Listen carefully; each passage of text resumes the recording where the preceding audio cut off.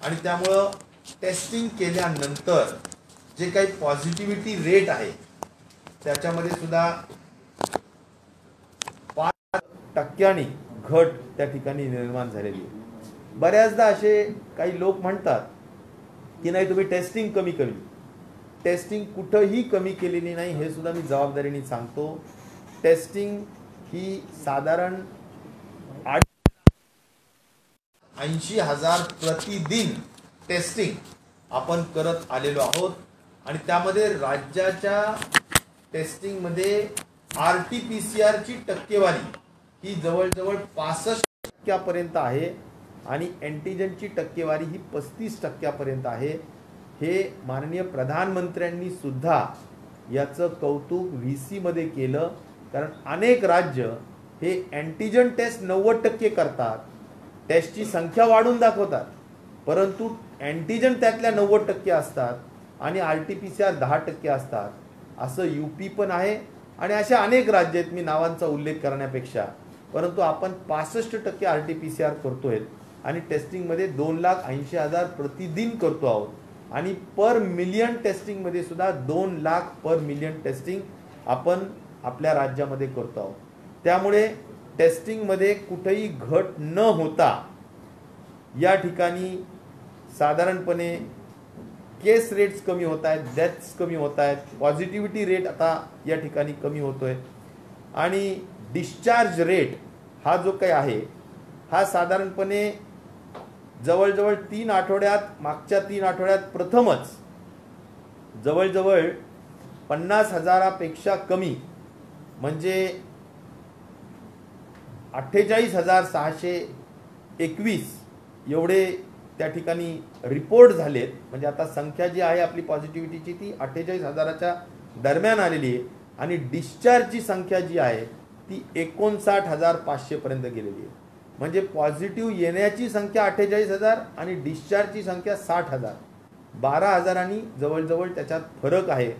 हे सुद्धा आपल्याला एक जमेची बाजू आणि एक पॉझिटिव्ह बाजू या ठिकाणी सांगायची आहे. आणि त्यामुळे रिकव्हरी रेट ज्याला म्हणू आपण, तो रिकव्हरी रेट 84.7% हे महाराष्ट्राचा आहे आणि देशाचा रिकव्हरी रेट हा 81% अशा स्वरूपाचा आहे. त्यामुळे आपल्या देशाच्या रिकव्हरी रेटपेक्षा सुद्धा आपला महाराष्ट्राचा रिकव्हरी रेट हा नक्कीच चांगला आहे. त्यामुळे हा झाला एक संपूर्ण महाराष्ट्राचं ओव्हरऑल असलेलं सध्याचं चित्र की ज्याच्यामध्ये मी positivity rate, discharge, death rate आणि साधारणपणे सध्याची असलेली ज्या काही पॉझिटिव्ह ग्रोथ आहेत त्याच्या संदर्भात मी या ठिकाणी सांगितलेलं आहे. 2 महत्त्वाच्या गोष्टी आपल्या सगळ्यांनाच, महाराष्ट्राच्या जनतेला सुद्धा अपेक्षित असतात, माहिती व्हाव्यात. आता रेमडेसिवीरच्या संदर्भाने केंद्र शासनाने आपण सातत्याचा जो पाठपुरावा करतो आहोत, माननीय मुख्यमंत्र्यांनी सुद्धा VC मध्ये प्रधानमंत्र्यांना सुद्धा आग्रहपूर्ण सांगितलंय. आम्ही सुद्धा सगळ्या राज्यांची तुलना करून सांगितलं की आमच्याकडे एवढ्या केसेस असताना आम्हाला अलॉटमेंट किती कमी मिळतंय. या सगळ्यांच्या आग्रही भूमिकांमुळे जे काही आपल्याला 9 मे पर्यंत साधारणपणे त्यांनी रेमडेसिवीरचा एकंदर पुरवठा वाढवण्याचा निर्णय घेतलेला आहे. पण तरीसुद्धा आपल्याला जो पाहिजे तो रेमडेसिवीरचा पुरवठा मिळत नाही. मात्र जो काही पुरवठा केला जातो सध्या 40,000च्या दरम्यान, तो आपण दररोजच्या दररोज संपूर्ण केसेस ज्या काही आहेत पॉझिटिव्ह केसेस त्याच्या संख्येनिहाय आपण त्या जिल्ह्यांमध्ये त्या हॉस्पिटल्समध्ये कलेक्टरच्या नियंत्रणाखाली वाटप करत आहोत. त्यामुळे त्याच्यामध्ये कुठंही काहीही 1% सुद्धा चूक होत नाही. संख्येप्रमाणे रेमडेसिवीरचं वाटप हा त्या ठिकाणी जे काही सूत्र आपण ठरवलेलं आहे त्या सूत्राप्रमाणे त्या ठिकाणी रेमडेसिवीरचा वापर केला जातोय आणि जी अतिशय मागच्या 8-10-15 दिवसापूर्वी खूप जास्त दाहकता जी होती ती निश्चित थोडी कमी झालेली आहे. मात्र आपल्याला पाहिजे तेवढ्या अद्याप मिळत नाही, ही खंत जरूर आहे. कारण शेवटी अलॉटमेंट हे गव्हर्नमेंट ऑफ इंडिया करतं आणि म्हणून आपल्याला यामध्ये अधिक जास्त संख्या मिळावी अशी अपेक्षा मी जरूर या निमित्ताने व्यक्त करेन. तिसरा महत्त्वाचा विषय ऑक्सिजनचा.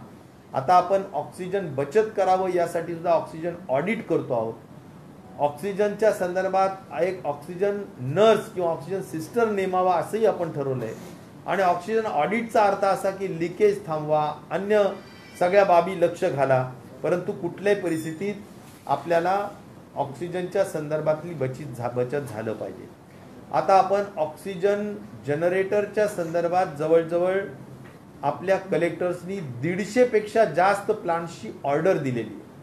हवेतून ऑक्सिजन निर्माण करण्याचे प्लांट जवळजवळ 150 दिलेले आहेत. आणि तिसरी वेव येईल त्याची वाट न पाहता आपण स्वयंपूर्ण ऑक्सिजनच्या संदर्भात महाराष्ट्र झालंच पाहिजे, हे माननीय मुख्यमंत्र्यांचं उपमुख्यमंत्र्यांची मनापासूनची अपेक्षा आहे.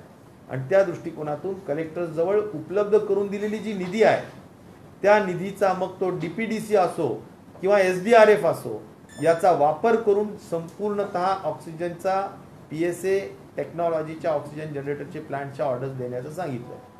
ऑक्सिजन कॉन्सन्ट्रेटर्सचे सुद्धा मोठ्या पद्धतीनं कलेक्टर लेवलला 5 LPM लिक्विड लिटर्स पर मिनिटच्या ऑर्डर्स पण दिल्या जात आहेत. या संदर्भाने तेही काम आपण करत आहोत. लिक्विड ऑक्सिजनचे स्टोरेजचे टँक सुद्धा आपण करत आहोत. याचबरोबर आपल्या सगळ्यांना उत्सुकता ही पण असेल की ग्लोबल टेंडर जे आपण एक्सप्रेशन ऑफ इंटरेस्ट काढलेलं होतं त्याची काय स्थिती आहे. तर आपण आग्रहपूर्वक, म्हणजे मी तर आग्रहपूर्वक माझ्याकडे बैठक घेऊन सांगितलं, अतिशय शॉर्ट टेंडर काढून या बाबतीतला वेळेचं महत्त्व लक्षात घेऊन काम करा. तर अक्षरशः 3 ते 4 दिवसाचं शॉर्ट टेंडर काढून किंवा एक्सप्रेशन ऑफ इंटरेस्ट काढून त्या ठिकाणी 5 आयटम्स आपण मागणी केलेली आहे. त्याच्या संदर्भात ज्या ज्या काही वेगवेगळ्या देशातून जे काही ऑफर्स आलेल्या आहेत त्या आता प्राप्त झालेल्या आहेत. आणि त्यामध्ये जी डिपार्टमेंट आहे मदत आणि पुनर्वसन, ते मदत आणि पुनर्वसनाचे सचिव जे आहेत त्यांच्या माध्यमातून या संपूर्ण प्रोसिजरचं प्रोसेसिंग केलं जात आहे. आणि जी एम्पावर्ड कमिटी आहे चीफ सेक्रेटरीच्या अध्यक्षतेखाली, त्यांना हे सगळे अधिकार दिलेले आहेत. चीफ सेक्रेटरी या सगळ्या संदर्भातले निर्णय त्वरेने घेतील आणि ते निर्णय आज उद्यामध्ये घेतले जावेत अशा पद्धतीच्या सूचना सुद्धा आम्ही आवर्जून त्यांना दिलेल्या आहेत. ज्यामध्ये साधारणपणे जे आज मला या ठिकाणी सांगता येईल की रेमडेसिवीर साधारणपणे 3.5 लाख पर्यंत उपलब्ध होतील. ऑक्सिजन कॉन्सन्ट्रेटर्ससाठी सुद्धा एकूण आपण 40,000 ऑक्सिजन कॉन्सन्ट्रेटरची मागणी केली, पण 20,000 आपल्याला त्वरेने उपलब्ध होतील अशी परिस्थिती आहे असं मला असीम गुप्ता जे या खात्याचे सचिव आहेत त्यांनी या ठिकाणी सांगितलेलं आहे. आणि जे मे महिन्याच्या अगोदर सप्लाय करू शकतील त्यांना प्राधान्य देऊन सप्लाय म्हणजे त्याचे ऑर्डर्स देण्याचं काम केलं जाणार आहे. PSAच्या प्लांटच्या संदर्भात सुद्धा काही निश्चित प्रकारे ऑफर्स आलेल्या आहेत. त्याही बाबतीतली स्क्रुटिनी चालू आहे आणि त्याची स्क्रुटिनीच्या अनुषंगानेचे निर्णय सुद्धा आज उद्यामध्ये घेतले जातील. ऑक्सिजन स्टोरेज टँक्स म्हणजे विभागामध्ये जर आपण ऑक्सिजन स्टोरेज करू शकलो मोठे मोठ्या टँक्समध्ये, तर त्याच्या माध्यमातून ते एक बफर स्टॉक राहील आणि त्या बफर स्टॉकच्या माध्यमातून आपल्याला त्या जिल्ह्यांना वेगवेगळ्या दिल्या जातील. तर 27 आपण ऑक्सिजन टँक्स किंवा भाड्याने जर मिळत असतील तर भाड्याने सुद्धा अत्यंत स्वस्त दरामध्ये हे मोठे स्टोरेज टँक्स भाड्याने सुद्धा मिळतात पर डेच्या माध्यमातून. ते पण घेण्याची तयारी आपण ठेवलेली निश्चित प्रकारे आहे. मला हे सांगितलं पाहिजे की वॅक्सिन हा एक महत्त्वाचा विषय आहे आणि त्यामुळं मी सुरुवातीला हे सांगेल की एज ग्रुप 45 आणि पुढचा यासाठी काल तारखेपर्यंत अक्षरशः 25-30 हजार वॅक्सिन्स अख्ख्या महाराष्ट्रामध्ये होत्या. आणि ज्या महाराष्ट्रामध्ये 8 लाख वॅक्सिन्स पर डे कॅपॅसिटीने आपण करू शकतो तिथे आपल्याजवळ फक्त 25,000च वॅक्सिन्स असल्या कारणाने आपल्याला बऱ्याच सेशन्स क्लोज करावे लागले, थांबवावे लागले. मात्र आज आत्ता या क्षणाला असं समजतंय अर्ध्या तासापूर्वी की 9 लाख डोसेस हे आलेले आहेत. शेवटी हे 9 लाख सुद्धा 2 दिवसाच्या महाराष्ट्राच्या गतीच्या दृष्टिकोनातून आहेत. आता हे कोविशिल्डचे 9 लाख डोसेस आलेत. त्यामुळं 45 वर्षाच्या वरिष्ठ लोकांच्या वॅक्सिनसाठी हे 9 लाख डोसेस आता आपल्याला पूर्ण राज्याच्या प्रत्येक जिल्ह्यात आणि तालुक्यात आणि प्रत्येक सेंटरवर पाठवावे लागतील आणि ते आपल्याला द्यायचे आहेत। ती पण एक माहिती मी मुद्दाम 45 वर्षाच्या वरिष्ठ लोकांसाठी राष्ट्रीय जो वॅक्सिनेशनचा कार्यक्रम आहे केंद्र शासनाचा, त्या संदर्भात मी माहिती सांगू इच्छितो। 1,65,00,000 लोकांना 45 वर्षाच्या वरच्या लोकांना आपण वॅक्सिनेट केलेलं आहे। एकूण साधारणपणे असलेल्या 3.5 कोटी लोकांपैकी ही पर्सेंटेज अंदाजे 45% दरम्यान आहे। म्हणजे अजून आपल्याला 50% 45 वर्षाच्या वरिष्ठ जे वल्नरेबल लोक आहेत, ज्यांना कोविड झाल्यानंतर शेवटी एज फॅक्टर, कोमॉर्बिडिटी फॅक्टर या सगळ्यांचा परिणाम होऊ शकतो, म्हणून त्यांना लवकर वॅक्सिनेट करणं गरजेचं आहे। म्हणून अजून हे काम आपल्याला 50% झाले, 50% होणं बाकी आहे।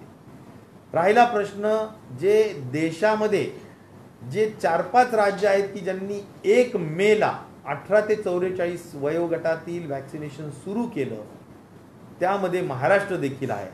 कारण महाराष्ट्र शासनाला, महाविकास आघाडी सरकारला हे नक्की वाटतं की कुठल्याही परिस्थितीत वॅक्सिनेशन करणं, लसीकरण करणं हीच आजच्या संपूर्ण महामारीचा सगळ्यात उत्तम उपाय आहे आणि त्या दृष्टिकोनातून आम्ही हे मोहीम हातात घेतलेली आहे। याला नंबर 1 प्राधान्य दिलेलं आहे आणि त्यामुळे 1 तारखेच्या आदल्या दिवशी रात्री 3 लाख वॅक्सिन्स मिळाले फक्त। त्या 3 लाखावर आम्ही ताबडतोबीनं सेशन सुरू केले। आपल्या सर्वांनाच माहिती आहे की प्रत्येक जिल्ह्यामध्ये 5 सेंटर्सवर आपण हे सेक्शन सुरू केले। मोठे जिल्ह्यांना 20,000, मध्यमला 7,500 आणि लहान जिल्ह्यांना 5,000 अशा पद्धतीनं वॅक्सिन्स पाठवले। तर ते काम आता सध्या सुरू आहे। साधारणपणे आपण 1 लाखभर लोकांना 18 ते 44 मध्ये रजिस्ट्रेशन आणि अपॉइंटमेंटच्या आधारावर 1 लाख पर्यंत लोकांना आतापर्यंत वॅक्सिनेट केलेलं आहे। नवीन ऑर्डर्स जसं आम्हाला उपलब्ध होत आहेत तशा आम्ही ताबडतोब चेक्स देऊन ऑर्डर्स म्हणजे परचेस ऑर्डर्स देतो आहोत। त्यामध्ये कोविशिल्डला 13,81,580 चं परचेस ऑर्डर दिलेली आहे। कोवॅक्सिनला 4,79,150 डोसेसची परचेस ऑर्डर दिलेली आहे। असं दोन्हीचं मिळून साधारण अप्रॉक्सिमेटली 18 लाख ते 18.5 लाख वॅक्सिनची ऑर्डर्स दिलेली आहे आणि ते आम्हाला लगेच आता उपलब्ध होतील। त्यामुळे हे 3 लाख संपत आहेत तोपर्यंत आम्हाला या 18 लाखाला सुद्धा जे काही आहे त्याला कमी गतीनं, शेवटी गती वाढवली तरी 4 दिवसाचं आणि 3 दिवसाचंच काम आहे, परंतु कमी गतीनं 18 ते 44 वयाच्या लोकांना आपल्याला वॅक्सिनेशन करण्याचा कार्यक्रम हा चालू ठेवावा लागेल। पण हे करत असताना माझी नम्रतेची विनंती आहे महाराष्ट्रातल्या सगळ्या तरुणाईला, कारण हे सगळे 44च्या आतले सगळे तरुणाई असलेला आमचा वर्ग आहे, की घाई गडबड करू नये, संयम पाळावा, शिस्त पाळावी आणि रजिस्ट्रेशन आणि अपॉइंटमेंट घेतल्याशिवाय तुम्ही त्या सेशनमध्ये भाग घेऊ नये, त्या सेंटरवर जाऊ नये। ज्यांना अपॉइंटमेंटचा स्लॉट ज्या वेळेस मिळाला आहे त्याच वेळेस आपण तिथे जावं आणि शिस्तबद्ध पद्धतीनं आपण हे काम करावं। मी एक खात्रीपूर्वक महाविकास आघाडीच्या महाराष्ट्र शासनाच्या वतीनं सांगेन की माननीय मुख्यमंत्री श्री उद्धवजी ठाकरे साहेब, उपमुख्यमंत्री अजितदादा पवार साहेब आणि मंत्रिमंडळातल्या सगळ्या सहकाऱ्यांचं असं मत आहे की सर्व कामं बाजूला ठेवून पहिल्या एका चेकनी आपण हे सगळे वॅक्सिन्स खरेदी करूया आणि अगोदर वॅक्सिनेशन सगळं करूया।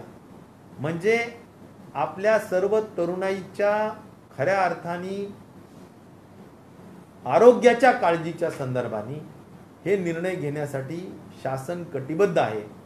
फक्त प्रश्न एवढाच आहे की वॅक्सिन्स उपलब्ध होत नाही। आता स्पुटनिकचं वॅक्सिन सुद्धा देशात आलेलं आहे आणि त्यामुळे त्यांच्याबरोबर सुद्धा रेट्स फायनलाइज झाल्यानंतर ते सुद्धा वॅक्सिन आपल्या राज्यामध्ये घेऊन देण्याच्या संदर्भाने प्रयत्न सुरू आहेत। कोविशिल्डच्या संदर्भाने श्री आदर पुनावाला अजून फॉरेनला आहेत, ते आल्यानंतर त्यांच्याशी पण बसून जरा अधिक जास्त प्रमाणात आपल्या राज्याला कसं मिळेल या बाबतीतले सुद्धा प्रयत्न सर्व स्तरावरून निश्चित प्रकारे सुरू आहेत। त्यामुळे वॅक्सिनेशन हा अतिशय महत्त्वाचा कार्यक्रम आहे आणि त्यामध्ये कुठेही तडजोड केली जात नाहीये, हेही मला आज आपल्याला या निमित्ताने सांगितलं पाहिजे. सर, आपण जसं म्हणत आहोत की आपला पॉझिटिव्हिटी रेट जो आहे तो कमी झाला आहे, रिकव्हरी रेट चांगला आहे, असं असलं तरी आज राज्यामध्ये या क्षणी कोल्हापूर, सांगली, सातारा अशा अनेक जिल्ह्यांमध्ये टोटल लॉकडाऊनची घोषणा करण्यात आलेली आहे. आपण देखील केंद्राला लिहिलंय की 16 जिल्ह्यांमध्ये परिस्थिती वाईट आहे, 200 अधिकचा मेट्रिक टनचा ऑक्सिजन द्यावा. म्हणजे ग्रामीण भागामध्ये परिस्थिती आता खराब होत चालली आहे का? शहरं ह्याच्यातनं बाहेर आली असं आहे का? हे नक्कीच आहे की माझ्याजवळ मी जसं वाचून दाखवलं की 55%, 60%, 40% हे काही जिल्हे डिक्लाईन होत आहेत, तसे काही लोक ग्रोथ सुद्धा होत आहेत.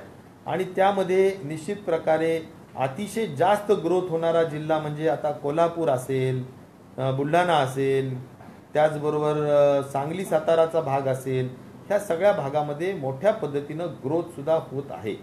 आणि त्यामुळं लॉकडाऊन करण्याचं म्हणजे लॉकडाऊन तर आहेच, पण अधिक स्ट्रिक्ट लॉकडाऊनचं अंमलबजावणी करण्यासाठी त्या ठिकाणी तिथले पालकमंत्र्यांनी अधिक जास्त जबाबदारी घेतलेली आहे. आणि म्हणून त्या ठिकाणी अनावश्यक फिरणं आणि अनावश्यक कुठेही अजिबातच काही बाहेर न पडता या दृष्टिकोनातून कार्यवाही करून घेतली जाते पोलीस विभागाकडून. आणि मला असं वाटतं की त्याची आज गरज निश्चित प्रकारे आहे. ग्लोबल टेंडरमध्ये आपल्याला किती देशातनं आपल्याला रिस्पॉन्स आलेला आहे? लिक्विड ऑक्सिजन पण आपल्याला मिळणार आहे का? ग्लोबल टेंडरमधून अनेक देशातून आपल्याला रिस्पॉन्स आलेला आहे, ज्याच्यामध्ये इस्रायल असेल, युरोपियन काही कंट्रीज आहेत.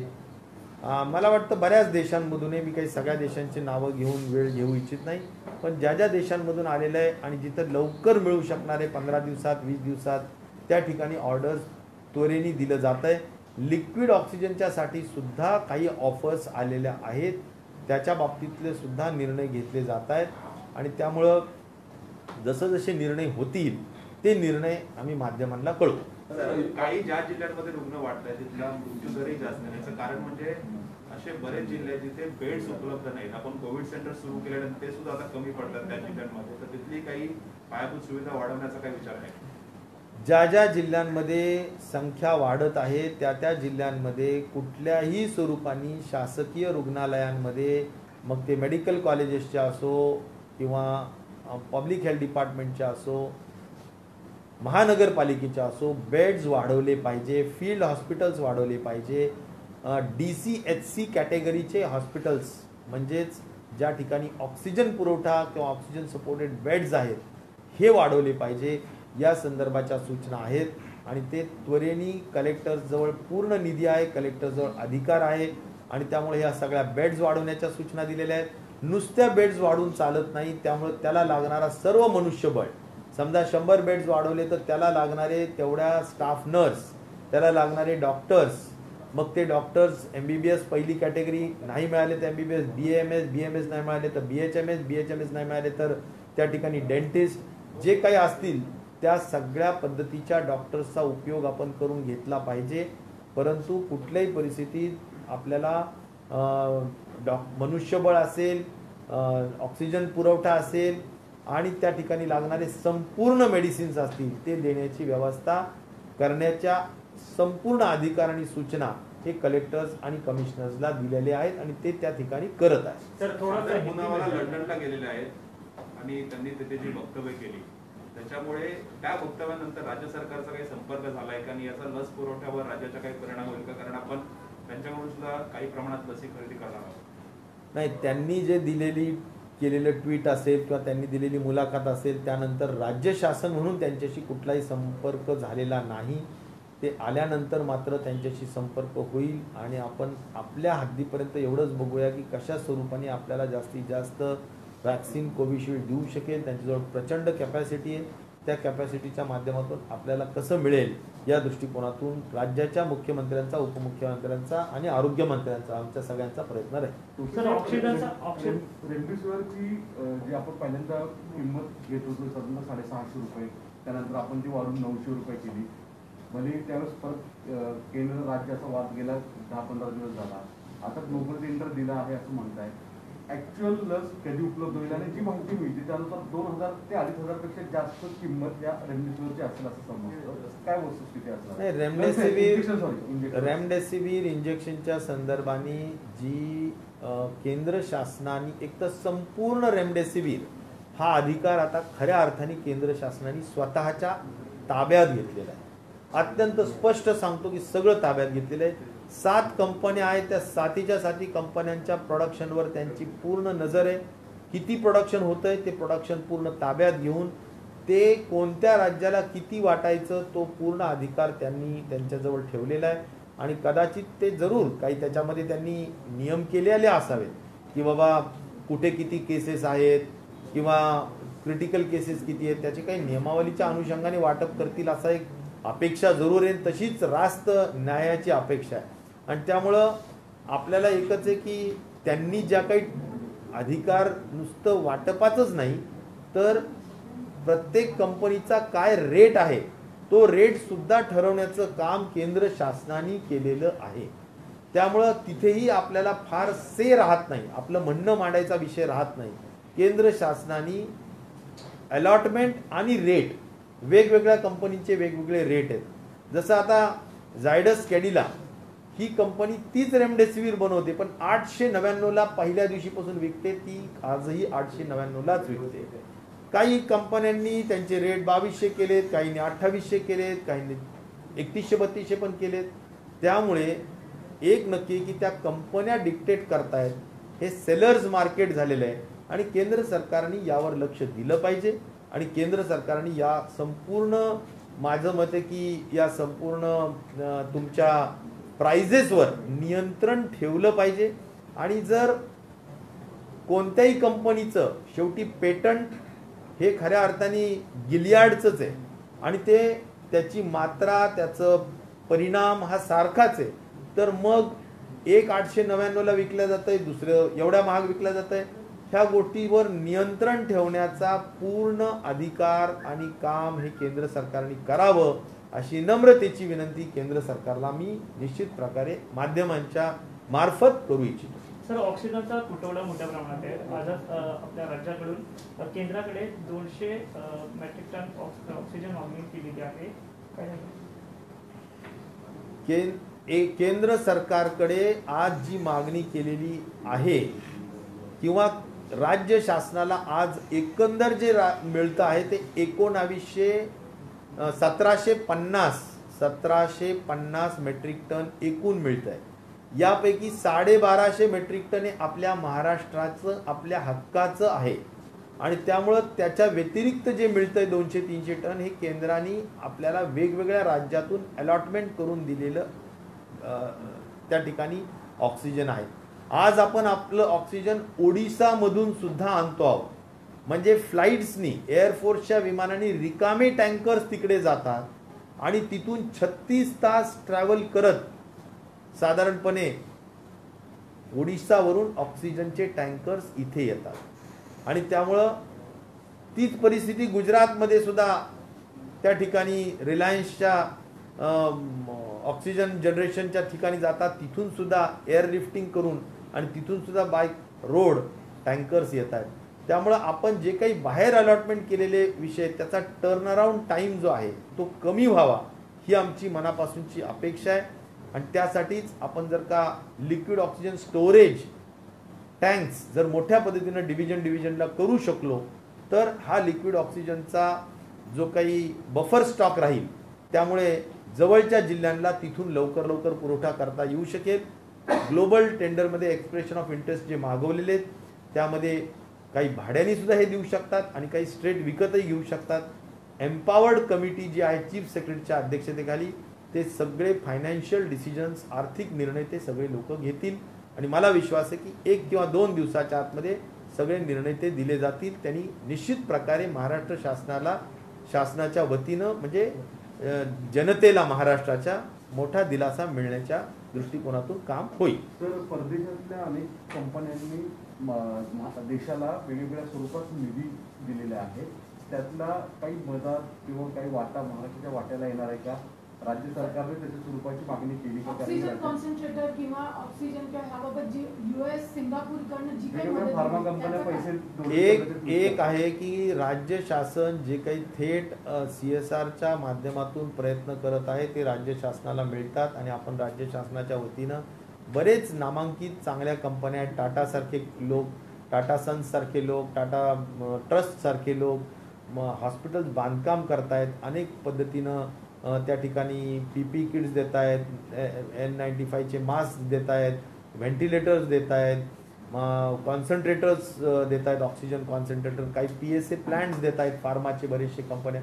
आपल्या आपल्या स्तरावर CSRचा जो काही आपण प्रयत्न करतोय तो दिला जातोय किंवा केला जातोय. पण केंद्र शासनाकडून आपल्याला जे काही आहे, जरूर PSAचे प्लॅन्ट्स 10 त्यांनी दिलेले आहेत. ते 10 पैकी 9 ॲक्च्युली कमिशन झालेले आहेत. फक्त एक प्लॅन्ट सिंधुदुर्गचा आता कमिशन होण्याचा राहिला आहे. त्यामुळं आपण जे जे काही दिलं जाते ते लवकर लवकर कमिशन कसं होईल हे आम्ही या ठिकाणी पाहतोय. आणि 150च्या वर ज्या PSA प्लॅन्ट्स वेगवेगळ्या कलेक्टर्सनी ऑर्डर्स दिलेल्या आहेत त्याही बाबतीत लवकर लवकर त्या ठिकाणी माणसं पाठवून तिकडून उत्पादन लवकर व्हावं, इरेक्शन कमिशनिंग लवकर होऊन ॲक्च्युली उत्पादनाला सुरुवात व्हावी, अशा पद्धतीची सुद्धा कार्यवाही केली जाते. पण फार काही केंद्र सरकारकडून थेट आर्थिक मदत किंवा बाकीच्या दृष्टिकोनातून जसं तुम्ही विचारताय त्या पद्धतीची नाही. पण राज्य शासन सुद्धा वेगवेगळ्या CSRच्या माध्यमातून प्रयत्न करत आहे. ती मदत मात्र आपल्याला मिळत सर, आहे. तसं नाही, हे अनेक अमेरिका, देशांकडनं आपल्याला मदत आलेली आहे. दिल्ली एअरपोर्टला त्यातून- ऑक्सिजन त्यातून- कॉन्सन्ट्रेटर त्यातून- असेल, त्यातून- नाही का सर? अनेक जी मदत आली त्यात ऑक्सिजन कॉन्सन्ट्रेटर आहेत. हैदराबादला स्पुटिंगची लस आलेली आहे. तर ही लस किंवा ह्या वस्तू ज्या आहेत त्या दिल्लीत गेले 5 दिवस विमानतळावर पडू नये. जर केंद्र सरकारला त्या इतर कोणाला द्यायच्या नसतील तर महाराष्ट्र त्याची मागणी करणार आहे. मागणी महाराष्ट्र निश्चित प्रकारे करेल. महाराष्ट्राच्या जनतेचं हित हे नंबर 1 प्राधान्य आहे. त्यामुळे बाहेर देशातून आलेली मदत जर आपण नक्कीच आपल्या भारत सरकारकडे त्याची मागणी करूया आणि ते जेवढं काही देऊ शकतील जास्तीत जास्त ते घेऊन महाराष्ट्राच्या जनतेला आरोग्याची सेवा देण्यामध्ये आम्हाला निश्चित प्रकारे आनंद राहील. बाळासाहेब थोरातांनी पत्र लिहिले आहे. पत्रकारांना फ्रंट वर्करच्या संदर्भात फ्रंट वर्कर आणि त्यांना लस द्यावी असं ही मागणी केली आहे मुख्यमंत्र्यांकडे. सर, पश्चिम बंगाल, मध्य प्रदेश अनेक राज्यांनी केलंय, आपण का नाही करत? नाही, मला असं म्हणायचं की पत्रकारांना फ्रंटलाईन वर्कर्स म्हटलंही पाहिजे, त्यांना ते लस दिली पाहिजे. पण आता आपण 18 ते 44 काय आणि 45च्या पुढचे काय जवळजवळ सगळं ओपन केलं आहे. माझं म्हणणं राहील की खरोखर यासाठी जरा राज्य शासनाने सुद्धा आम्ही या बाबतीतला जरा आज तरी अजून समाजामध्ये कुठलंच विगतवारी केलेली नाही. त्यावर म्हणजे 1 मेला आम्ही असं पटकन निर्णय घेतला आणि सगळ्याच 18 ते 44 वयोगटातील लोकांना सगळ्यांना लसीकरण रजिस्ट्रेशन करा आणि अपॉइंटमेंट घेऊन लसीकरण करा. मग तो कुठलाही वयोगट असो, कुठलाही समाजगट असो आणि कुठलंही काम करणारा कोणताही व्यक्ती असो तो जाऊ शकतो. परंतु त्यामध्ये तुमचं जसं म्हणणं आहे की बाबा पत्रकारांना जरा प्राधान्य द्यावं, तसे वेगवेगळ्या टीचर्सचं म्हणणं आहे, वेगवेगळ्या आता लोकांचं म्हणणं येतंय पुढे की आम्हाला प्राधान्य द्यावं म्हणून. तर त्या संदर्भात आता एक जी कोर कमिटी मंत्रिमंडळाची आहे त्यामध्ये हा विचार आपण नक्की ठेवू आणि काही करता येऊ शकेल का हे नक्की करू. कारण यामध्ये अनेक वेगवेगळे विचार झाले होते की गर्दी होऊ नये म्हणून आपल्याला वयोगटाचा काही मर्यादा करता येईल का, 35 ते 44, 25 ते 35, 18 ते 25. परंतु आज सुरुवात तरी आपल्याला मुहूर्त जो सुरुवातीचा मुहूर्त आहे तो घालवायचा नव्हता म्हणून 1 मेला सुरुवात केलेली आहे. आता त्याच्या ज्या मॉडॅलिटीज आहेत छोट्या मोठ्या करायच्या असतील त्या करण्याच्या संदर्भात आपली कोर कमिटीच्या माध्यमातूनचा योग्य तो निर्णय आपण 7 राज्यांनी हा निर्णय घेतलेला आहे की पत्रकारांना फ्रंटलाईन वर्कर मध्ये मग महाराष्ट्र लोकांना मला असं म्हणायचं आपल्याला एक्झाम्पल सेट करते, यात महाराष्ट्र मागे का आहे? 7 राज्यांमध्ये पत्रकारांना फ्रंटलाईन वर्कर्समधून देण्याचा जर निर्णय झाला असेल तर आम्ही सुद्धा आमच्या कोर कमिटीमध्ये हा विचार निश्चित प्रकारे ठेवू आणि माननीय मुख्यमंत्र्यांना मी स्वतः आग्रही राहील की बाबा या बाबतीत आपण पत्रकार खरोखर आता तुम्ही सगळे माध्यमाचे प्रतिनिधी अगदी पहिल्या दिवशीपासून फिरतायत त्यामुळे तुम्हाला प्राधान्य देता येऊ शकेल अशा दृष्टिकोनातूनची योग्य ती शिफारस आम्ही नक्की कोर कमिटीला करू.